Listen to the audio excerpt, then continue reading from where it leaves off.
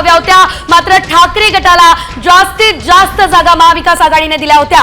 कुर्ला या मतदारसंघातून या ठिकाणी मंगेश कुडाळकर आघाडीवर, विक्रोळीमधून सुनील राऊत आघाडीवर, धारावीमधून ज्योती गायकवाड या सध्या आघाडीवर दिसतायत, तर चेंबूर या मतदारसंघातून प्रकाश फातर्पेकर हे आघाडीवर दिसतायत।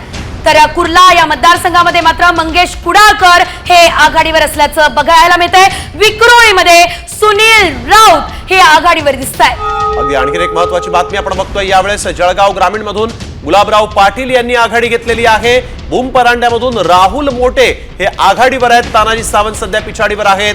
भूम परांड्यामधून तानाजी सावंत हे पिछाडीवर असल्याचं दिसतंय, तर राहुल मोटे यांनी या ठिकाणी आघाडी घेतलेली आहे। यावेळेसची आणखी एक महत्त्वाची बातमी आपण बघतोय, जळगाव ग्रामीण मधून गुलाबराव पाटील यांनी शिंदे गटाकडून निवडणूक लढवली आणि ते सध्या आघाडीवर असल्याचं दिसतंय। शिंदे गटाचे महत्त्वाचे नेते जे आहेत ते इथं आघाडीवर दिसतायत, तर भूम परांडामध्ये तानाजी सावंत मात्र पिछाडीवर गेल्याचं पाहायला मिळालेलं आहे। तर सध्या जर आपण हे पहिले कल बघितले तर भाजपला चांगलं लीड मिळत असल्याचं आपण बघतोय, शिवाय महायुतीला सुद्धा चांगलं लीड या ठिकाणी मिळताना दिसतंय, कारण भाजपचे तब्बल 69 उमेदवार हे सध्या आघाडीवर आहे। भूम परांडा महत्त्वाचा